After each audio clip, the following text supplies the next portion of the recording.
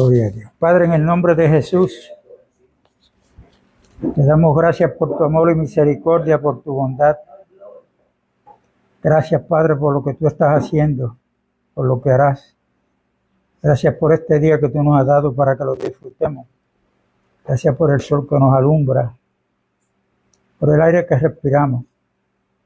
Te damos gracias, Padre, te alabamos porque toda buena dádiva y todo don perfecto viene de ti. Gracias, Señor, por esta reunión. Glorifícate. Que podamos entender por la revelación del Espíritu Santo la palabra que tú nos estás dando, Padre de la Gloria, que como hiciste con los caminantes de Maús, que le abriste las Escrituras, y nosotros necesitamos que tú nos abras las Escrituras para poder entender la revelación que hay detrás de la letra. En el nombre de Jesús. Amén. La reunión pasada estuvimos hablando de las bodas en Caná. Y como yo le había dicho, en la boda de Caná, pues, la interpretación que muchos dan se refiere nada más que el agua que el Señor convirtió en vino. Y como les dije, tengo una Biblia Reina Valera del 1960 que tiene 2 páginas dedicadas a defender que aquel vino no tenía alcohol. Y ahí se quedan. Y tantas cosas que hay en la enseñanza que nos trae Juan y que nosotros debemos orarle a Dios para que abra nuestros ojos espirituales y podamos ver. Amén. Yo me dediqué a buscar ayer, porque el significado de las palabras también a veces nos ayuda en muchas cosas. Y la palabra Caná significa caña. Los que habitan en Galacia, en Caná de Galilea, pues son cañas frágiles, son cañas movidas por el viento, son débiles. Inclusive Galilea era un lugar donde para los judíos ortodoxos tenía muy poco valor, igual que Nazaret. Y para probar esto, Cristo mismo, hablando de Juan el Bautista, dijo: ¿qué saliste a ver a la calle? Le preguntó a los auditores.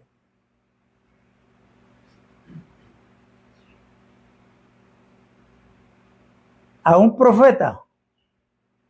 Jesús dijo: os digo más que profeta, porque no ha nacido un hombre, no hay un hombre nacido de mujer que pueda ser más grande que Juan el Bautista. Mas sin embargo, el más pequeño en el reino de los cielos, dijo Cristo, es más grande que Juan. Si uno entiende eso literalmente rápido, pues uno se pega a buscar en la Biblia a los hombres quién sería el más pequeño, que es el más grande. Y el más pequeño en el reino de los cielos es aquel que era el más grande y que es el más grande, pero cuando vino a la tierra se hizo el más pequeño, porque él vino a servir. Ese se llama Jesucristo. El más pequeño que Juan es más grande en el reino de los cielos. Jesús se está refiriendo a él mismo. Repito, porque él vino a servir. Inclusive, si usted lee el Salmo 22, el salmista presenta a Cristo de esta forma. Dice: gusano soy y no hombre. Y esa palabra como que suena fuerte para dedicársela a Cristo, ¿no? Pero cuando uno lee el contexto bíblico, usted se para frente a un hombre donde le va a hacer daño a usted, que usted hace. Usted trata de defenderse. Se va a defender hasta lo último. Pero usted coge un gusano, que lo encuentra en la hoja de una planta, y usted puede hacer con él lo que le da la gana.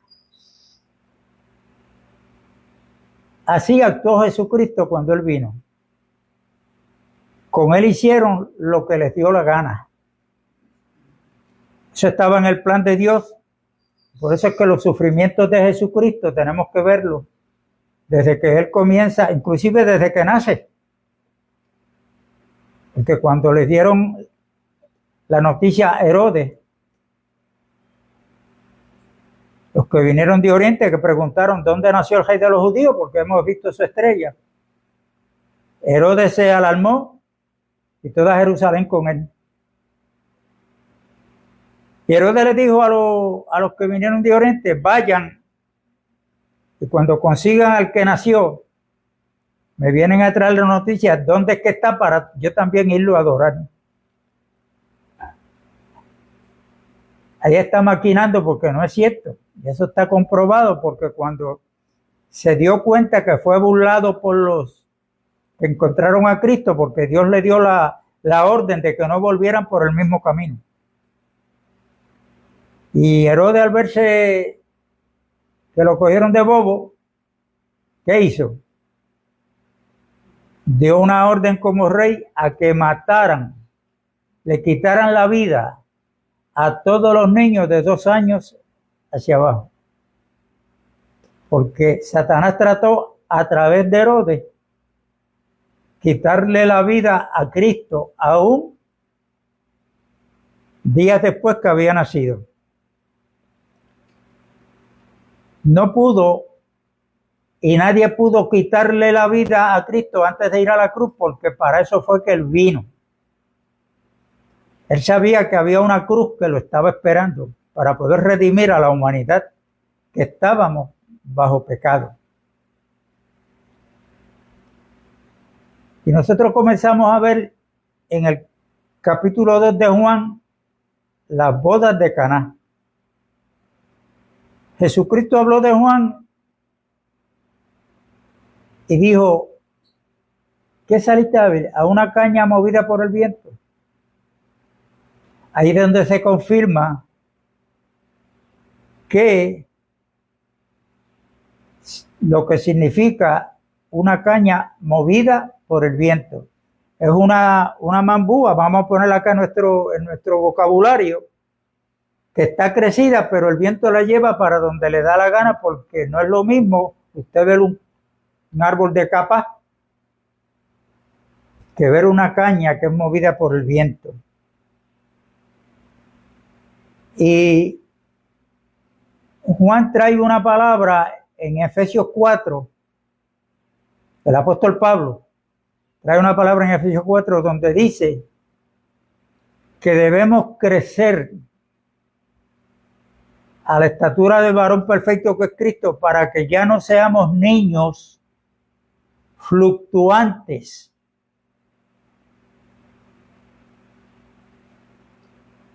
por todo viento de doctrina. Hay hermanos, lamentablemente, que están en una reunión, oyen un mensaje, el mensaje los tocó. ¡Wow! ¡Qué bueno estuvo esto, ese mensaje! Muchos dicen, esa palabra fue para mí. Pero a los 2 días oyen otro mensaje por YouTube o por otro lugar, otro predicador, que muchas veces contradice lo que dijo este predicador, el primero. Entonces le creemos,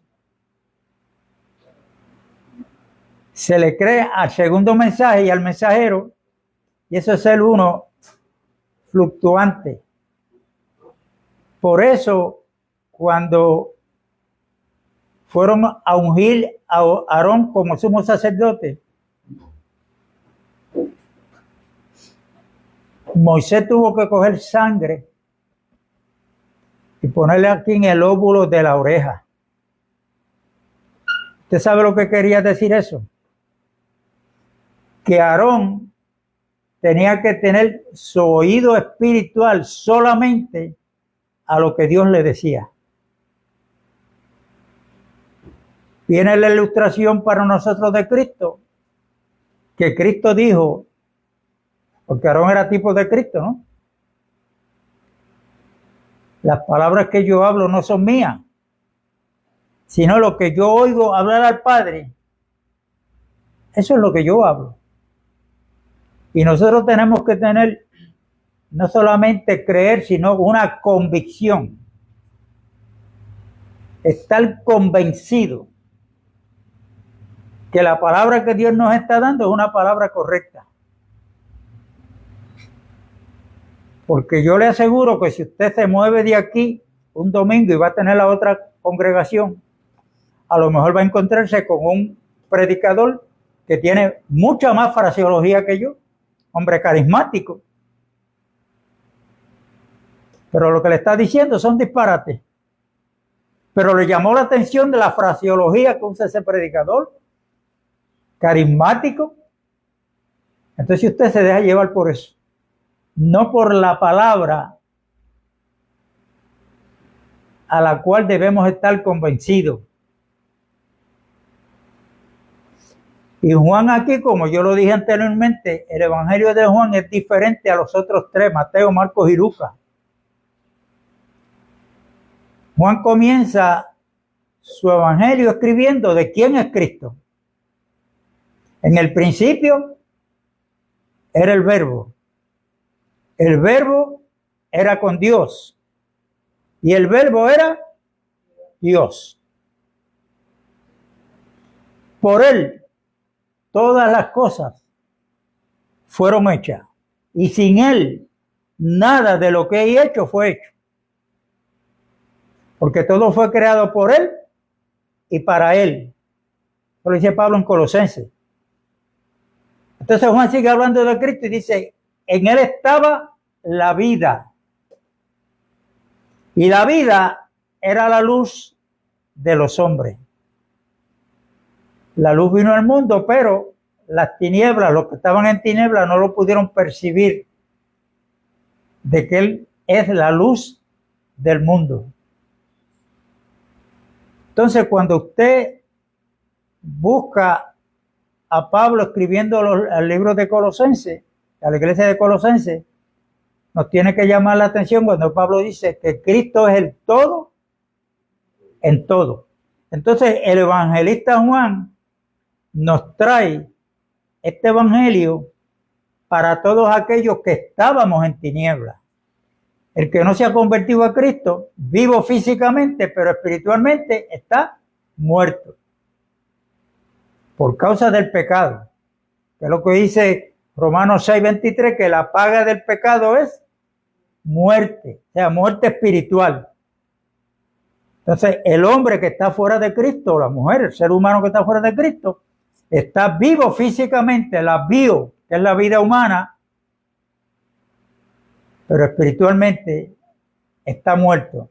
Juan nos presenta a Cristo como aquel que es la vida, y por eso él pudo decir en Juan capítulo 10, el ladrón vino para robar, matar y destruir. Pero yo he venido para que tengan vida y la tengan en abundancia. O sea, la vida eterna. ¿Por qué? Porque Cristo dice de él mismo. Juan 14, verso 6, él dijo, yo soy el camino, la verdad y la vida. Él es la luz que ha alumbrado en nuestros corazones, donde estábamos en tinieblas. Y poco a poco, yo no sé cuando usted en su casa tiene lo que se le llama un dimmer. Un dimmer es lo que usted pone, en vez del switch, pone un dimmer que tiene, algunos tienen 3 velocidades, otros tienen 4. Si usted quiere la luz opaca, pues la pone en el 1. Pero si usted la quiere más fuerte, la pone en el 2. Si la quiere más fuerte, en el 3. Hasta lo máximo usted ve alumbrando completamente. La revelación espiritual es parecido a esto. Vamos poco a poco creciendo en la gracia y en el conocimiento de nuestro Señor Jesucristo. Así que usted no se sienta mal porque usted escucha a un hermano trayendo un mensaje donde usted dice, wow, este hermano tiene una palabra tremenda. Usted no se sienta inferior porque en el cuerpo de Cristo todos tenemos el mismo valor. Independientemente del crecimiento espiritual que usted y yo tengamos, lo importante es que estamos en Cristo, que le hemos creído a Él, y poco a poco Él nos va a ir alumbrando, como dice el apóstol Pedro, hasta que salga el lucero de la mañana. Ese lucero de la mañana es Cristo Jesús. Cuando Él regrese, dice Juan en su primera epístola, que cuando Cristo venga, seremos igual a Él, porque le veremos cara a cara. Y el que tiene esta esperanza en Él, pues, se purifica a sí mismo como Él es puro. Ahora, la purificación de nosotros, la limpieza, no la vamos a hacer ni la vamos a conseguir por medio de rituales espirituales. ¿Qué es lo que está pasando aquí? Entonces aquí en estas bodas habían invitado, María estaba allí, la madre de Cristo, pero fueron invitados también Jesús y sus discípulos. Y cuando están ahí, María se da cuenta de algo, que el vino se les había terminado. Era por costumbre en una boda judía, que a veces hasta duraba 7 días, otras veces más. El novio era el responsable y sus familiares de tener vino suficiente para darle a los invitados. ¿Ok? Cuando pensamos en vino, que es lo que habla aquí, que habían en las bodas, y nos mantenemos con esa palabra, inmediatamente pensamos en el vino que venden en los supermercados, porque era vino de verdad. Pero el asunto es que ahí hay otro vino, que es el que Cristo convierte el agua en vino. Ya este vino no es de la categoría del vino que traía el novio y que tenía, que se le había terminado. ¿De qué nos habla la boda? La boda nos habla de un matrimonio. El matrimonio entre un hombre y una mujer, el propósito de Dios crearlo fue para que se multiplicaran y llenaran la tierra. O sea, ahí está la multiplicación del ser humano. ¿Ok? Pero la boda en sí nos habla de alegría, de deleite, muchos van a criticar, otros van a disfrutar de lo que hay en la boda. Cuando se le termina el vino en una boda de las que está hablando Juan, era una vergüenza para el novio, porque no estaba preparado. ¿Ok? Y uno piensa en todo esto y dice, wow, pero qué irresponsable. Cuando María le dice a Cristo, no tienen vino, ella lo que le está presentando no es que ella interviene para que Cristo pueda obrar. Ese comentario lo podía hacer cualquiera de los que estaba allí. El vino se acabó, no tienen, ya vino. Esto fue un comentario de una realidad que está pasando ahí. Cuando él le dice esto a María, Cristo le dice, ¿qué tienes conmigo, mujer? Mi hora no ha llegado. Y cuando Cristo comienza a hablar, ahí es que tenemos que tener mucho cuidado. Porque cuando Él dice esa palabra, mi hora no ha llegado, en esa boda que dice Juan, que no fue un milagro lo que Él hizo, sino que cuando Él convierte el agua en vino, dice, y esta primer, ¿qué? Señal hizo Cristo. Si es una señal, habíamos hablado en la administración anterior que una señal está apuntando, señalando algo que no es lo que está sucediendo ahí en el momento. Y cuando Cristo dice, mi hora no ha llegado, Cristo le está diciendo a María y a los que lo escucharon allí, esa hora es la hora en que las tinieblas, él voluntariamente se iba a entregar a las tinieblas. A Cristo nadie podía quitarle la vida hasta que no llegara su hora. Muchas veces trataron de matarlo, pero él se fue tranquilamente y nadie pudo hacer nada con él porque Juan dice, porque no le había llegado su hora. Pero cuando usted rastrea esa palabra en todo el Evangelio, usted va a encontrar que en un momento dado Jesús le dice a los discípulos, mi hora ha llegado. Mi hora ha llegado. O sea, cuando él se va a entregar voluntariamente a las tinieblas, a los hombres que están en tinieblas, para que hicieran con él todo lo que le hicieron. ¿O sea? ¿Ok? Entonces, en la boda, cuando María le dice esto, María le dice a los que estaban allí, a unos sirvientes, hagan lo que él les diga. Y dice que allí habían 6 tinajas, estaban vacías, y como yo les dije en la vez anterior, esas tinajas no eran tinajas cualquiera, eran tinajas específicas que usaban los religiosos de la época, máxime los fariseos, para el rito de la purificación. Ellos se creían que con lavarse del agua que tenía esa tinaja, su cuerpo, sus manos, sus pies, eran purificados.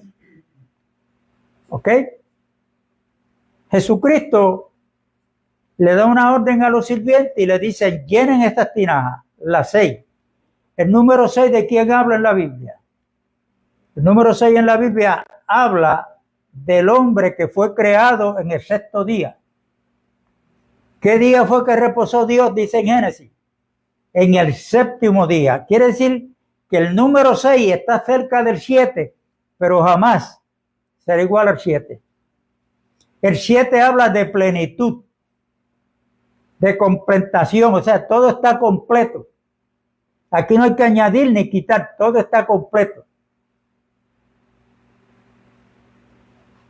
Cuando usted se queda mirando al hermano, descubriéndole la falta, o deja de mirarle al hermano y comienza a buscar la viga que hay en el ojo suyo, usted la va a encontrar. El Señor no nos prohibió quitar la paja que estaba en el ojo hermano, en el ojo del hermano. Pero el Señor dice, primero, quítate la viga que está en tu ojo, entonces para que puedas ver bien, entonces le puedes quitar la paja. Y eso está que a veces nosotros, aunque parece que me desvié de tema, somos expertos en criticar al hermano, encontrarle la falta. A veces entramos en darle consejo. La religión enseña que si tú vas al hermano, pues mira, tienes que orar más, tienes que leer más la palabra, tienes que entrar en ayuno. Y nos creemos que todo eso es lo que va a arreglar nuestra vida, nuestra falta. Cuando Pablo le escribe a los colosenses, él dice que en Cristo habita corporalmente la plenitud de la deidad. La plenitud, o sea, todo lo que es Dios, habita ¿dónde? En Cristo. Y no lo deja ahí, dice, y ustedes están completos porque estamos en Él.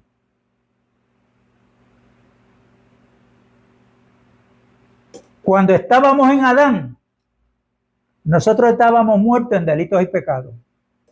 Cuando nos convertimos, Dios nos traslada, porque nos dio vida, juntamente con Cristo. Ahora pertenecemos, como dice Colosenses 1:13, que Dios nos trasladó de la potestad de las tinieblas al reino de su amado Hijo. O Ese día que nos arrepentimos, escuchamos el mensaje y nacimos de nuevo. Ahora pertenecemos a Cristo Jesús. Y al pertenecer a Cristo es porque Dios nos ubicó en Él. Creímos en todo lo que Él hizo, no solamente creer que es el Hijo de Dios, que murió en la cruz, sino creerlo a Él como persona, porque Él es la vida eterna que Dios nos ha dado. Por eso en Efesios 2 dice que Dios nos dio vida juntamente con Cristo, porque Él es la vida. O sea, no es un ritual religioso. No es que usted se levantaba a orar a las 6 de la mañana y ahora se levanta a las 3. Nada de eso, aunque yo no estoy diciendo que no hay que orar, pero nada de eso usted le puede dar el mérito. Vamos a ver algo aquí en la boda y sigo con este tema. Jesús les dijo a los sirvientes, no le dijo al maestresala, no le dijo al novio, le dijo a los sirvientes que llenaron las tinajas de agua. Las llenaron al tope, las 6. El agua en la Biblia muchas veces habla de muerte. Por eso que uno tiene que leer el contexto. Otras veces habla de vida. Si usted coge a Moisés cuando Dios lo llevó a Egipto para libertar el pueblo de Dios que estaba en esclavitud, ¿cuál fue la primera señal que hizo Moisés? Con la vara. Tocó las aguas del río Nilo, y el río Nilo era quien alimentaba la tierra de Egipto para que le diera buenos frutos a los que sembraban allí. Cuando Moisés la tocó con la vara, ¿se convirtieron en qué? En sangre. Ahí está hablando de muerte, ¿lo ve? Pero ahora Cristo aquí, en la boda de Caná, ordena que llenen las tinajas de agua. Luego le dice, sacati, llevarle al maestresala. O sea, el encargado de la boda. Ahora no era agua lo que le llevaban. Es que Cristo convirtió aquellas aguas en vino. Cuando el maestresala lo probó, él no sabía de dónde venía. Y fue y se dirigió al novio y le dijo, oye, todos en una boda dan primero el buen vino y dejan para lo último el malo. Tú lo has hecho al revés. Tú diste el vino malo primero y ahora aparece el bueno.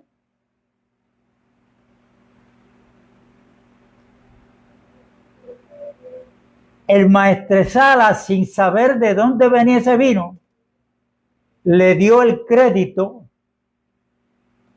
al novio. Y mi Biblia dice que el Señor no comparte su gloria con nadie. Por eso usted tiene que tener cuidado. Yo doy gracias a Dios por el hermano Gigi Ávila, porque por él fue que yo estoy en el Señor.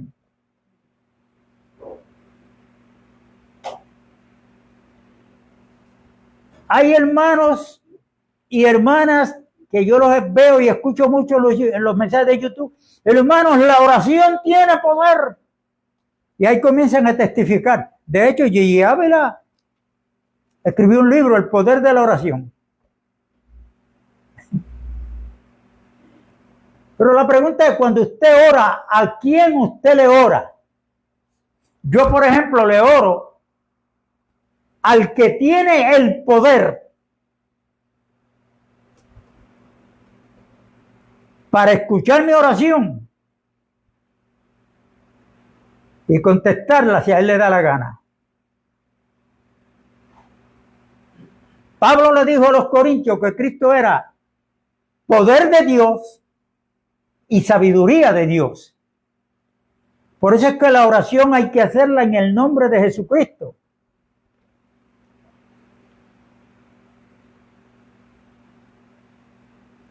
Si usted tiene una necesidad de un dinero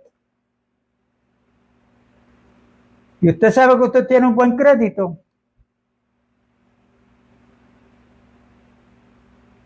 usted dice, voy a ir a la cooperativa o al banco porque ellos tienen el dinero que yo necesito. Allí solicita un préstamo. ¿A quién usted le da el poder de que le resolvió el problema económico? ¿Fue las gestiones que usted hizo o fue el banco que le dio el dinero? Pues quien tenía el poder para resolver el problema del banco, que tiene el dinero, ¿verdad que sí? Hermano, pues Dios es el que tiene el poder. Y de hecho hay que tener cuidado porque Cristo presenta a un fariseo y un publicano que van los dos juntos al templo. ¿A qué iban? Pues a orar. ¿Y cómo oraba el fariseo? Señor, te doy gracias, Señor, porque yo no soy como los demás hombres.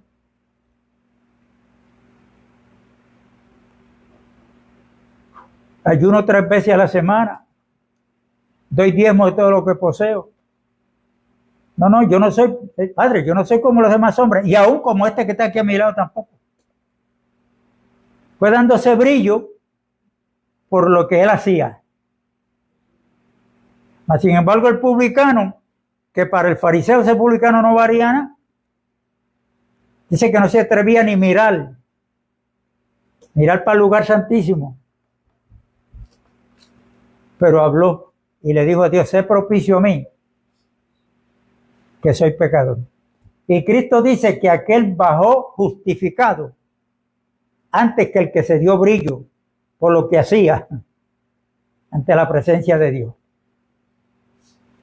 Todo lo que nosotros los cristianos estamos llamados a hacer orando, presentar la situación a Dios, todo debe ser en el nombre de Cristo.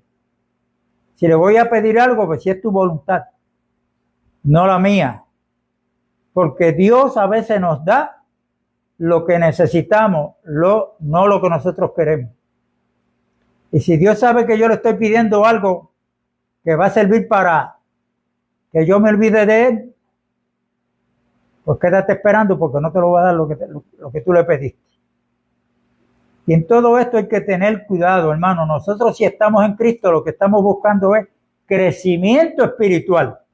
Pero tenemos que estar conformes porque ya estamos en Él. Y en Cristo estamos completos, dice Pablo a los Colosenses.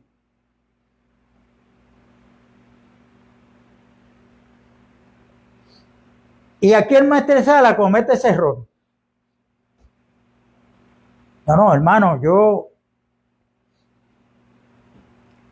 a mí Dios me da revelación, como tienen muchos pastores, ¿no? Yo me levanto a las 3 de la mañana a orar. Y yo ayuno, y yo hago esto, y yo hago esto otro.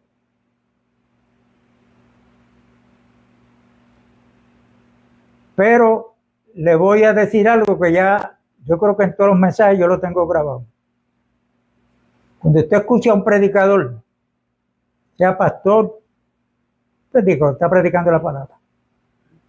Si no tiene discernimiento lo que es la iglesia, que es el cuerpo de Cristo, le puede hablar de historia. Hay historiadores de la Biblia que te han gustado oírlo hablar. Pero sin revelación. Sin revelación. Yo hablaba con mi esposa, íbamos juntos para Levitown en la guagua, y decía, fíjate, Saulo de Tarso era un hombre que se atrevió cuando escribió a los filipenses, decir lo que dijo de él mismo. Yo era fariseo de fariseos. En cuanto a la ley, irreprensible. Yo aventajaba a muchos de mi nación. Pablo tenía un conocimiento, pero no tenía revelación espiritual. ¿Qué hizo Cristo cuando se le aparece camino a Damasco? Una luz del cielo cayó al suelo. ¿Cómo fue que se quedó Saulo? Ciego. Antes él caminaba por su propia cuenta, ahora tienen que cogerlo de mano y llevarlo a la dirección donde el Señor le dijo. Todo eso tiene un significado. Yo puedo leer la letra de la Biblia, la letra, y creerme un religioso como el fariseo. Como en cierta ocasión le dice a Cristo, le dijo, para eso yo he venido, para que el que esté ciego pueda ver. Y los fariseos le dijeron, entonces tú estás queriendo decir que nosotros somos ciegos también. Y Cristo le dijo, por cuanto ustedes dicen que ven, no tienen excusa. No tienen excusa. ¿Pero qué veían ellos? Ellos veían la letra de la ley. ¿Pero qué había en sus corazones? Tinieblas. En esto hay que tener cuidado. Hay que tener cuidado. Hay predicadores que usted los oye predicando todos los domingos, hasta días de semana. Te leen un texto bíblico. Apenas hablan del texto bíblico tiempo corto y luego traen a veces el mensaje refiriéndose a él, lo que hizo, lo que yo le oré a Dios, ¿verdad? Dando testimonio de ellos mismos. Entonces, nos mantenemos como el etíope que venía de adorar de Jerusalén. Venía leyendo el profeta Isaías. Cuando Felipe se la gimó, que el Espíritu Santo le dijo, móntate en el caballo. ¿Qué le preguntó Felipe?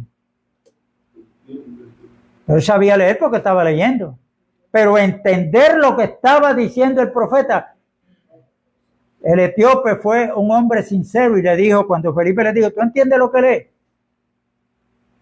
Él le dijo, pero ¿cómo voy a entender si no hay alguien que me lo explique? Eso es hablar con sinceridad. Hay hombres, pastores, pastoras, que usted no los puede corregir, decirle, usted está entendiendo mal, porque ellos son los que saben. Bueno, ellos saben leer porque leen, pero de revelación no tienen, no han visto ni un mime. Son cosas diferentes, hermano. Y toda la escritura es inspirada por Dios. Y Cristo dijo en Juan capítulo 6, las palabras que yo os he hablado son espíritu y son vida.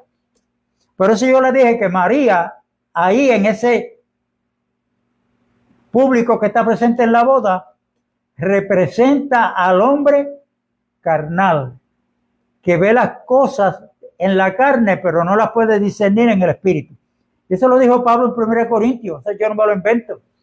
Pablo dice que el hombre natural no puede percibir o entender las cosas del espíritu porque se han de discernir espiritualmente. Ahora, el espiritual juzga todas las cosas, las evalúa, las sabe discernir. Pero alguno me dirá, hermano, estás hablando fuerte de María. Mire, escúcheme bien, no de María, nada más. El nuevo nacimiento viene después que Jesucristo resucita. Que es que el Espíritu Santo viene a morar en aquellos que creemos en Cristo. Entonces comienza la revelación. Aquel conocimiento que yo tenía, ahora me es revelado. Por eso Pablo dijo que a Dios le plujo, o sea, le plació, le dio la gana de revelar a su Hijo en mí. Dios le reveló a Pablo, le reveló a Cristo, la persona de Cristo. No le dio una información de Cristo, le reveló a Cristo. Y eso está disponible hoy porque ya Cristo resucitó, murió y resucitó y está sentado a la diestra del Padre. Si usted lee Hechos capítulo 2, dice que él recibió del Padre la promesa que Dios le había prometido a través del profeta Joel. Cristo cogió la promesa y la derramó sobre el cuerpo, los 120 que estaban en el aposento alto. Por eso el Salmo 133 dice, mirad cuán bueno y delicioso es habitar los hermanos juntos en armonía. No unos tirando para allá y otros para acá. ¿Por qué? Porque ahí es que envía Jehová bendición y ¿qué más? Y vida eterna. Es como el óleo que cayó sobre la cabeza de Aarón cuando Moisés ungió a su hermano Aarón para sumo sacerdote. Le tiró el aceite aquí encima, pero dice que el aceite bajó sobre sus barbas. La barba en el Viejo Testamento significaba que era un hombre apartado, un hombre santo, apartado para Dios. Bajó de la barba y le cogió todo el cuerpo. Eso sucedió literalmente el día de Pentecostés, cuando estaban los 120 en el aposento alto, que todos estaban ¿qué? En armonía, obedeciendo una orden que el Señor le dio. No se vayan de Jerusalén hasta tanto sean investidos de poder, para que me sean testigos en Samaria, Judea, Jerusalén y hasta el fin del mundo. Allí vino la promesa. Pero no fue para esos 120, porque el apóstol Pedro, hablando del bautismo del Espíritu Santo, dice: para ustedes es la promesa, para los que están lejos y para todos aquellos que el Señor llamare. Lo que pasa es que ahora, pues, el pentecostalismo ha enseñado que si usted no habla en lengua, usted no tiene el Espíritu Santo. Eso es lo que enseñan. Y esas son enseñanzas que ni Cristo ni los apóstoles le enseñaron. Uno tiene que tener cuidado cuando comienza a leer la Biblia. En el momento en que Cristo comenzó su ministerio, ¿dónde fue? ¿A quién él le habló? Luego los apóstoles.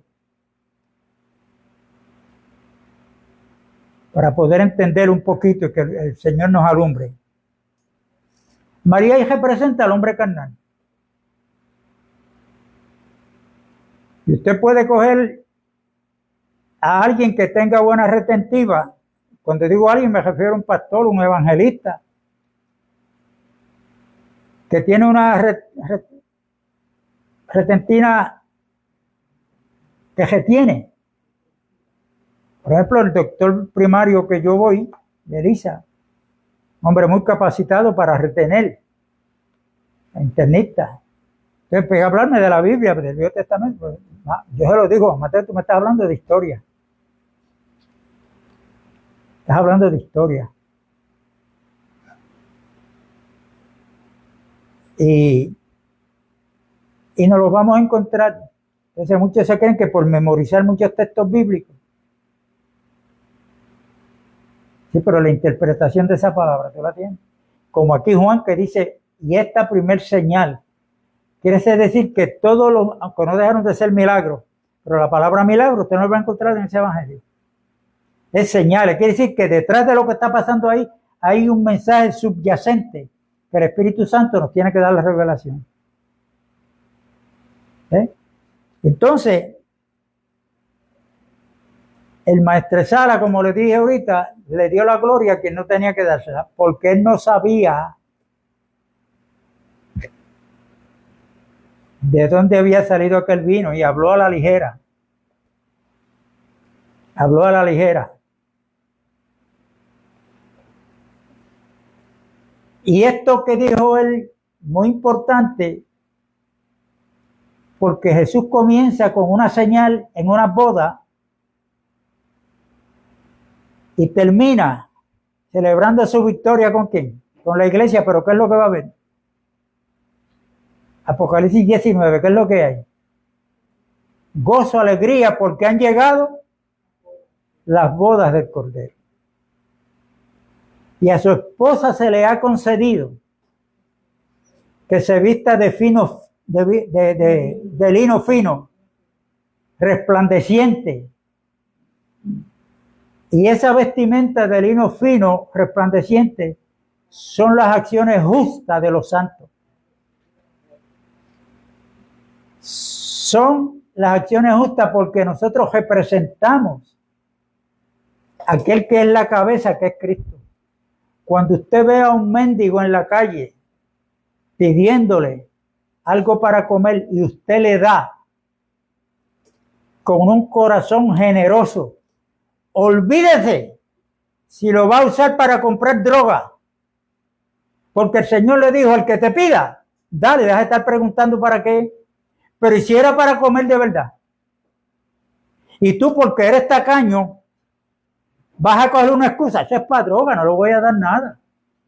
Pero ¿quién es el que está fallando ahí? A lo mejor era para comida de verdad, pero como mire, yo tengo un ídolo que lo meto aquí, en la cartera de atrás.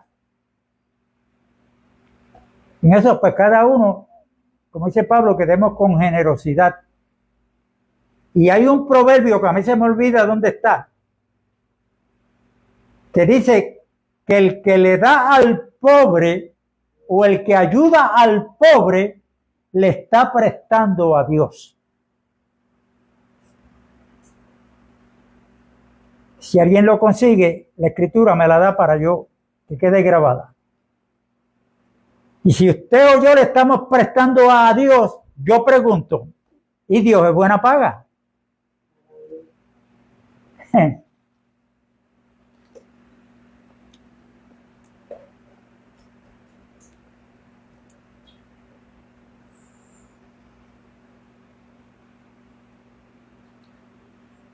Cuando Cristo está llegando,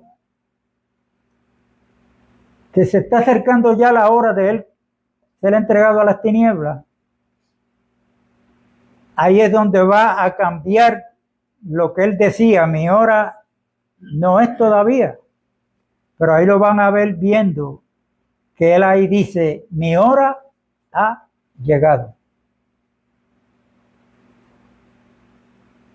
Mi hora ha llegado. Y Él le pidió al Padre: Padre, glorifica a tu Hijo, para que tu Hijo te glorifique aquí en la tierra. Dice que escuchó una voz del cielo que decía: has sido ya glorificado y te glorificaré. Pero en Juan capítulo 17, Jesucristo le dice al Padre que le devuelva aquella gloria en la cual Él tenía antes de Él venir a la tierra. Él estaba en el Padre y el Padre estaba en Él. Si Cristo está en el Padre, ¿a dónde es que Cristo nos quiere llevar? La meta del pueblo de Israel era salir de Egipto, ir a la tierra prometida. Pero Cristo donde nos quiere llevar es a la gloria que ya Él está de nuevo en ella. Por eso Pablo, cuando escribe a los Colosenses, dice: es Cristo en vosotros la esperanza de gloria. La esperanza de gloria. Y quiere decir que en una boda no solamente está el matrimonio. Recuerde que la boda judía no es como la que nosotros conocemos hoy aquí. Una boda judía era cuando era el padre del novio, del hombre, de su hijo, quien le conseguía la que iba a ser la esposa de ese hijo. No era el hijo: padre, me gustó fulana de estar en la calle, quiero. No. Era el padre que le conseguía la que iba a ser su esposa.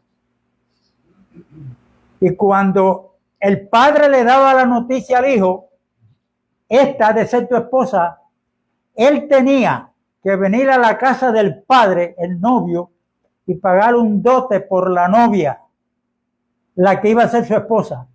Luego regresaba a la casa del padre para preparar lugar para cuando él se casara, llevar la novia junto con él, ahora a la esposa, a la casa del padre.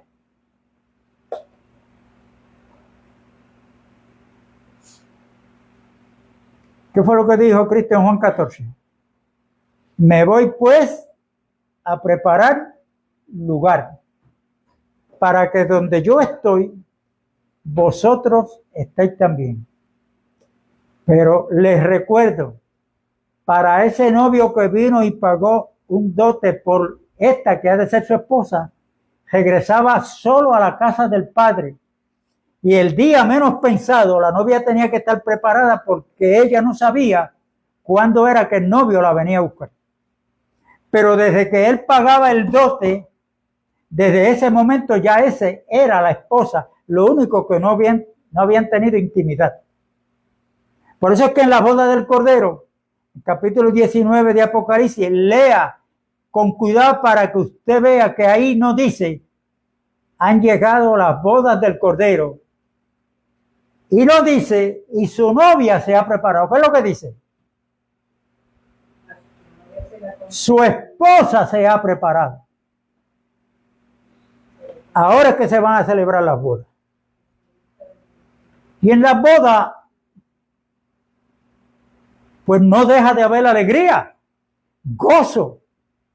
Pero lo que producía el gozo a esta gente se le había acabado. Entonces aquí tenemos que ir más adelante. El vino que se le acabó ahí, el vino en la Biblia es tipo de la vida. La vida del ser humano, por más que se alegre, por más que se gocen los placeres del mundo, tiene un término de vida. En un momento dado se acabó. Hay muchos que dicen, hermano, esta vida es corta, hay que gozarla, porque eso, el gozo que da la vida física, la alegría, ¿cuánto usted se puede gozar en una fiesta? Eso es lo que nos vamos a llevar al final del tiempo. Mire que, y eso parece bonito. El apóstol Pablo dice que nada traímos a este mundo y nada vamos a poder sacar. La vida del creyente, aunque suframos, Jesucristo en Mateo capítulo 5 y verso 2 dice, bienaventurados los que lloran. No los que están gozosos, no los que están alegres, no los que están de fiesta en este mundo. Los que sufren por causa del evangelio, porque ellos serán consolados. Entonces, hay un vino que no es el mejor, pero Cristo tiene el mejor vino para lo postrero, para aquellos que estamos firmes creyendo en Él.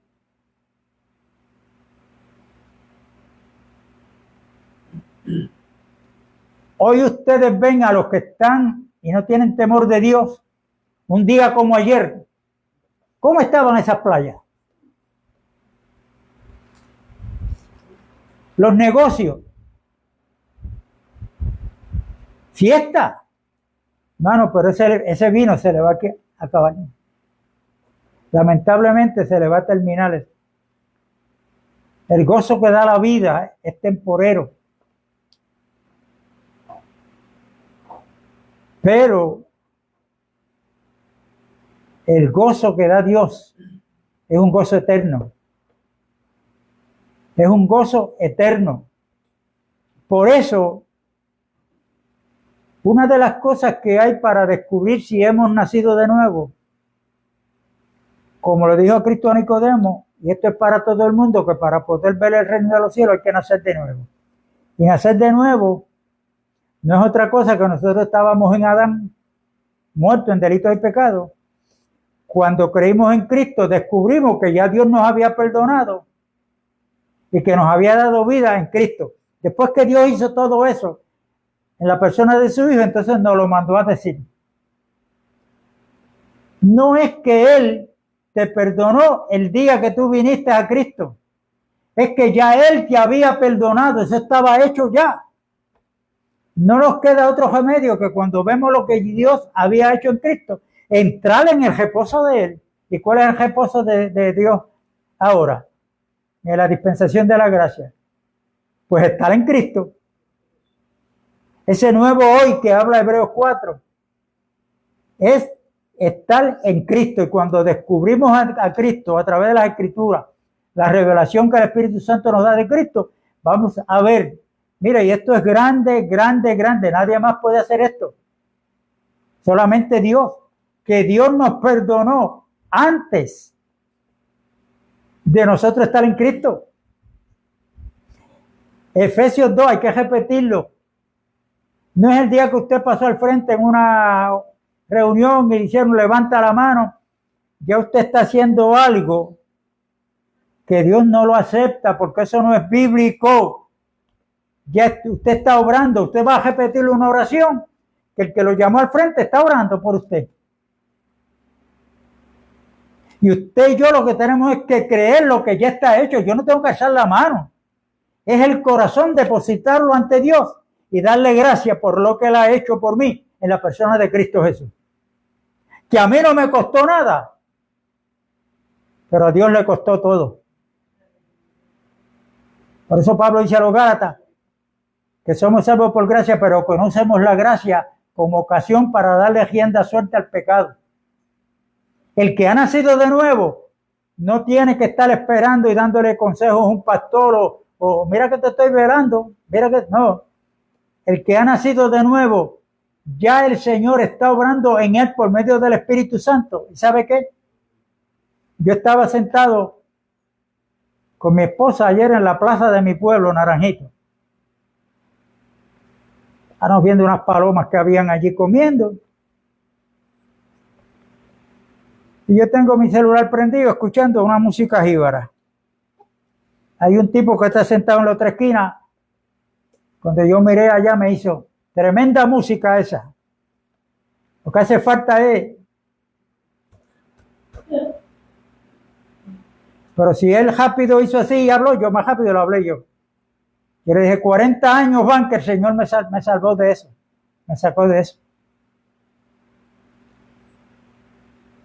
Yo no me podía quedar callado. Yo oigo la música jíbara ahora y no necesito bebida alcohólica. ¿Entiende? Porque ahora es Cristo mismo en nosotros, impartiéndose como la vida eterna y como el Espíritu dador de vida, guiándonos a toda verdad y a toda justicia.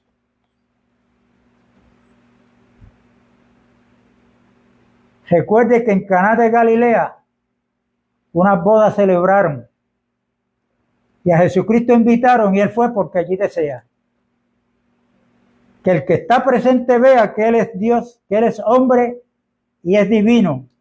Y con su estilo muy fino, dice la Sagrada Historia, que allí demostró su gloria convirtiendo el agua en vino. Hay algo aquí que es sumamente importante que los predicadores lo pasan por alto.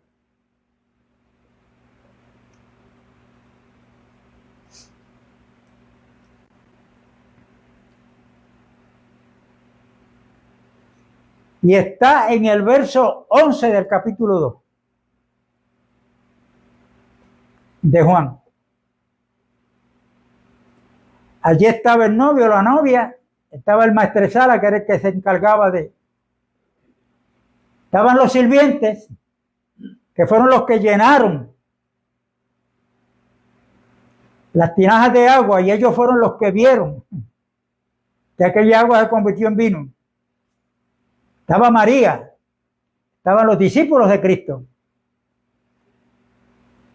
¿Qué es lo más importante que Cristo quiere que veamos ahí en esto?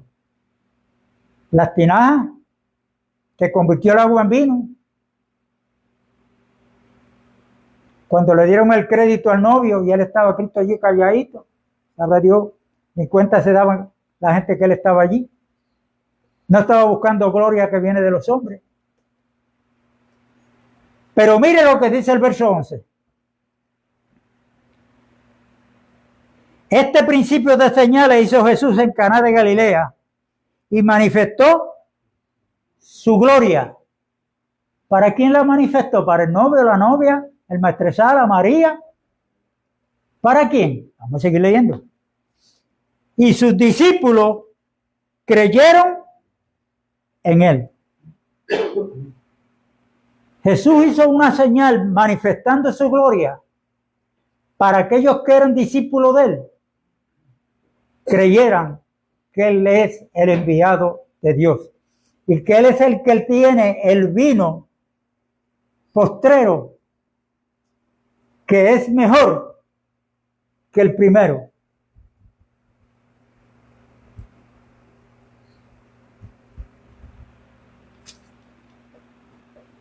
Y por eso es que cuando él, la última cena con los discípulos, está participando de la Pascua, y en un momento dado cogió el pan y le dijo, coman, este es mi cuerpo que por mucho es entregado. Pero cuando cogió la copa, le dijo, bebed, esta es, ¿qué? La sangre del nuevo pacto. Todo tiene que ser purificado con sangre. Si usted lee el libro de Éxodo, todo esto era purificado con sangre, por orden de Dios. Todo tiene que ser purificado con sangre y sin derramamiento de sangre no hay perdón de pecado. Levítico 17, Dios prohibió comer la sangre porque en la sangre está la vida de todo ser humano. Y ella se ha de usar para la redención, o sea, es el precio que se va a pagar. Moisés señaló lo que venía, ya la realidad vino que fue Cristo. Y cuando la Biblia dice que Él dio su vida, lo que quiere decir es que Él dio su sangre. Por eso es que cuando la lanza del soldado romano traspasa uno de sus costados, ¿qué fue lo que salió? Sangre y agua. La sangre nos purifica. La sangre fue el precio que Cristo pagó para la redención y el perdón de nuestros pecados. Y el agua nos limpia, que el agua tipifica la palabra de Dios. Por eso es que cuando nosotros leemos la Biblia, máxime las cartas de los apóstoles, esa palabra tiene un poder purificador. Porque, por ejemplo, cuando yo me convertí, la tentación vino de amistades. Hecho, pero date una cerveza, si una cerveza no es nada. La Biblia no habla de los borrachos. Pero el apóstol Pablo, cuando yo leí, que le dijo a los corintios, para mí, todo me es lícito, pero no todo conviene. Todo me es lícito, pero yo no me someteré a lo que no edifica. Todo me es lícito, pero no todo edifica.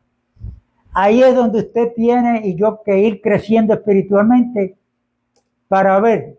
Mire, yo he estado en conversaciones, inclusive familiares, grupos familiares, y llega un momento en que yo miro a mi esposa y le hago,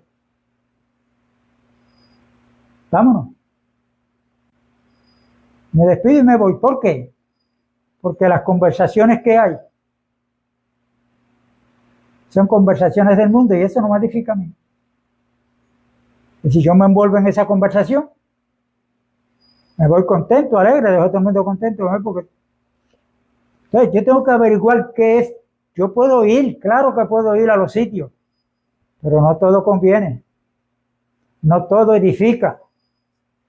Nosotros lo que tenemos que buscar es, como dice Pablo, escribiéndole a Efesios, ninguna palabra corrompida salga de vuestra boca, sino toda aquella que sea la necesaria para edificar ¿al qué? Al que está escuchando. Entonces hay sitios que yo sé que no voy a tener la oportunidad de predicar, de hablar la palabra, de hablar de Cristo. No lo hay. Todo tiene su tiempo. Pues como yo veo que esto está, las tinieblas tienen control, pues yo me voy. Y le pido, Señor, pues tú eres el que abre puertas. Y en el crecimiento ahí tenemos que ir buscando. No es que se le prohíbe, es que no todo me conviene, que no todo edifica. No todo edifica. Por eso es que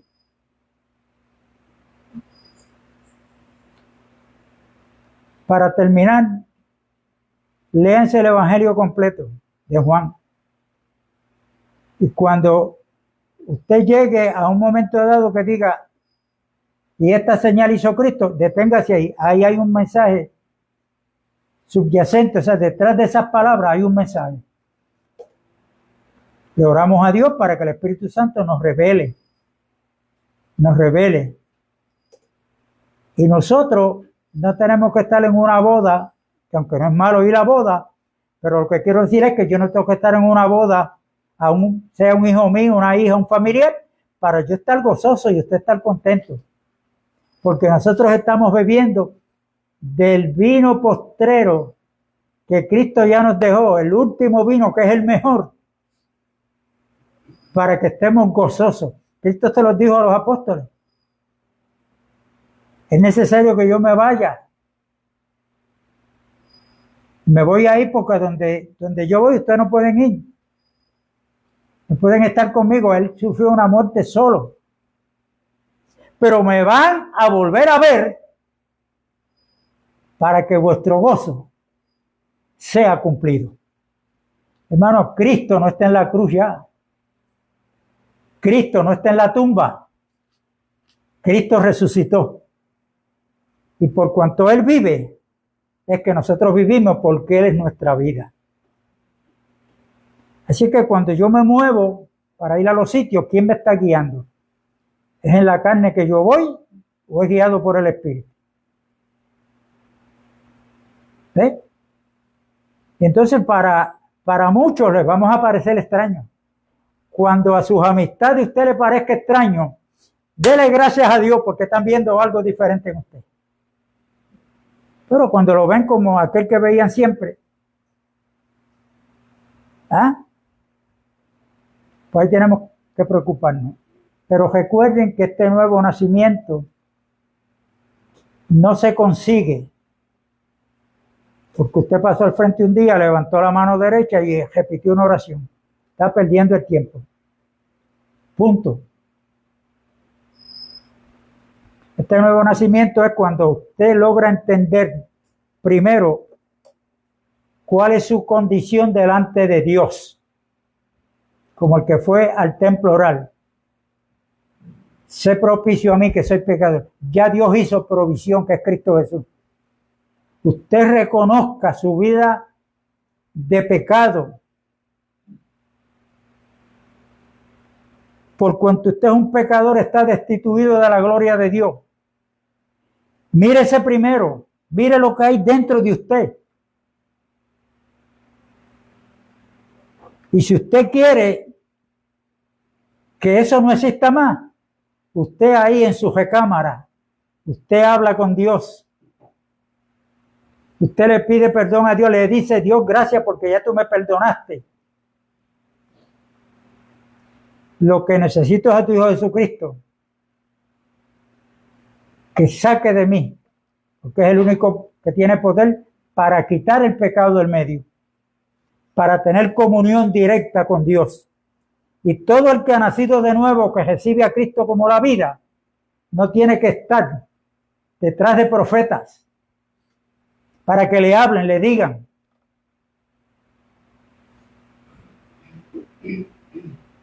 ¿Y por qué? Porque Dios, habiendo hablado en otros tiempos a vuestros padres por medio de los profetas, en estos últimos tiempos nos ha hablado por medio de ¿quién? Ya Dios nos habló, hermano. Por eso es necesario dedicarle tiempo a la lectura de la Biblia, recordándole que aunque los 4 evangelios aparecen en el Nuevo Testamento, Mateo, Marcos y Lucas están narrando la biografía de Cristo que se dio en el Viejo Testamento. Cristo llevó la ley, la cumplió hasta la cruz.